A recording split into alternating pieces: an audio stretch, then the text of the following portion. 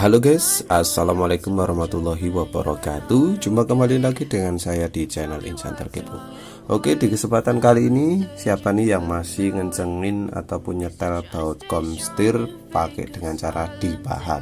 Nah, di kesempatan kali ini kita akan bikin alatnya biar tidak dipahat. Oke, pertama kita siapkan kertas karton ataupun kardus kayak gini. Kemudian dimal pada baut atau mur di komstir ini, ukurannya seperti ini. Jadi untuk pengaitnya cukup satu saja karena kita nanti akan menggunakan bahan ataupun besi yang kuat seperti itu. Nah, setelah jadi seperti ini kurang lebih untuk motifnya kita sudah gambar seperti ini, langsung kita lakukan proses pembuatannya. Jadi untuk besinya kita percayakan atau kita menggunakan gear bekas. Untuk gear bekasnya cari gear yang bagus ya, seperti punyanya Suzuki ataupun yang lainnya, yang penting barangnya ori. Kemudian kita kasih atau tempelkan di bagian gear ini, lalu kita mal. Kita bagi menjadi dua bagian, atas dan bawah. Tujuannya apa? Untuk mempermudah proses pembentukan daripada gear bekas ini ya. Karena untuk pembuatan di lekungan itu kalau menggunakan angle grinder atau gerinda yang potong biasa itu agak sulit ya. Jadi kita bagi menjadi dua bagian seperti itu, bagian atas dan bawah. Nah, seperti ini untuk sketsa gambarnya. Kemudian kita akan lakukan proses pemotongan. Langsung kita potong. Untuk pemotongannya kita menggunakan angle grinder dari Yasuka Power Tools. Untuk alatnya ini sudah sering saya gunakan dan alhamdulillah sampai saat ini masih normal digunakan. Ya, kurang lebih pemakaiannya itu untuk angle grindernya itu selama kurang lebih 3 tahun ya. Untuk reviewnya bisa dicek di video Insan Terkepo ya. Kita potong sesuai dengan mal ataupun cetakan yang kita bikin tadi ya, sketsa ya, bukan cetakan tapi sketsa yang tadi kita bikin. Jadi untuk pemotongan ini harus betul-betul hati-hati karena putaran dari angle grinder itu kan kenceng banget, jadi harus tetap hati-hati, safety lebih diutamakan. Untuk pemotongan ini memang membutuhkan proses lama, tapi untuk di video kali ini kita ambil yang inti-intinya saja biar lebih efektif atau lebih efisien waktu saja untuk proses pemotongannya seperti itu.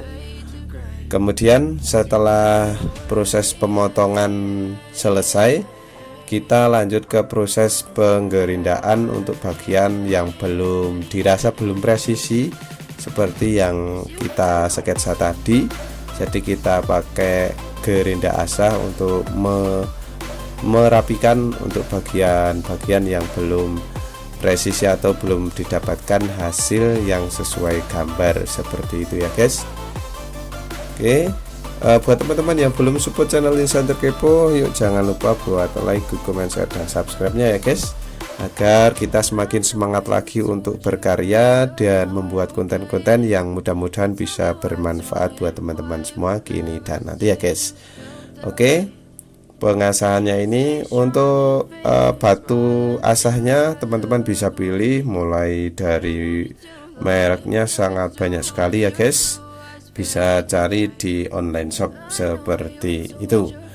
Oke, setelah dirasa cukup rapi ataupun sesuai dengan sketsa, kemudian kita lanjut ke proses pengelasan ya. Jadi untuk pemotongan hasilnya seperti ini, nanti kita rapikan di finishing akhir saja ketika kita sudah melakukan atau proses pengelasan seperti itu. Ini kita gunakan Yasuka MMA 160, ini mesin las yang kemarin kita review. Buat teman-teman yang belum nonton bisa cek di video Insan Terkepo sebelum video ini ya guys. Kemudian kita capitkan Dan kenapa kita pakai produk Yasuka Power Tools ya, karena kita sudah mengujinya dan cocok sesuai yang diharapkan kita, dan juga hasilnya memuaskan seperti itu. Untuk batang lasnya kita pakai yang 2 mm. Untuk proses pengelasan ini kita lakukan proses penitian terlebih dahulu, kemudian baru kita lakukan proses penebalan sesuai apa yang mau kita sambung seperti itu. Untuk ampernya tadi sudah kita lihat menggunakan ampere 40 saja, karena mengingat batang lasnya cuma 2 mm seperti itu. Dan untuk apinya itu stabil untuk mesin las Yasuka ini.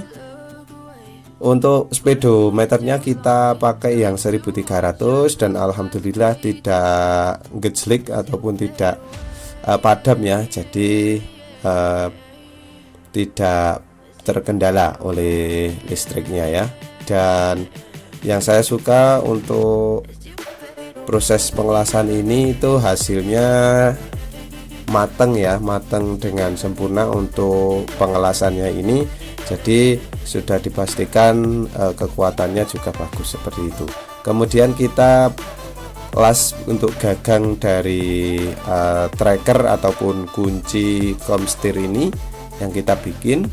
Kemudian setelah di titik-titik, kemudian kalau dirasa sudah cukup pas, tidak bengkok, atau kalau dirasa masih bengkok, kita luruskan mumpung masih belum begitu tebal untuk proses pengelasan di gagang ini. Kemudian kita tebalkan sampai sesuai atau SOP-nya biar kuat, karena untuk baut komstir ini biasanya sangat kencang sekali. Kalau tidak kencang biasanya mudah untuk utuk-utuk ataupun mudah apa ya, tidak awet. Dalam arti tidak awet itu mudah ukluk-ukluk untuk komstirnya kalau tidak kencang seperti itu. Dan hasil pengelasannya pun menurut saya memuaskan dan bagus. Kemudian kita lakukan proses penggerindaan atau ini proses finishing. Usahakan untuk penggerindaan ataupun penghalusan bagian-bagian yang dirasa kurang bagus, maksimalkan agar hasilnya bagus. Kemudian setelah dilakukan proses penggerindaan, sekarang kita uji untuk fungsi enggak untuk alatnya yang dibikin seperti itu. Dan kita saksikan, kita lihat seperti yang teman-teman lihat. Misalkan gagangnya kurang panjang, teman-teman bisa gunakan penambah atau bisa gunakan shock biar lebih mudah untuk apa ya, memutarnya seperti itu. Seperti itu ya guys, mudah-mudahan bermanfaat. Terima kasih sudah menonton. Salam sukses selalu buat kita semua. See you.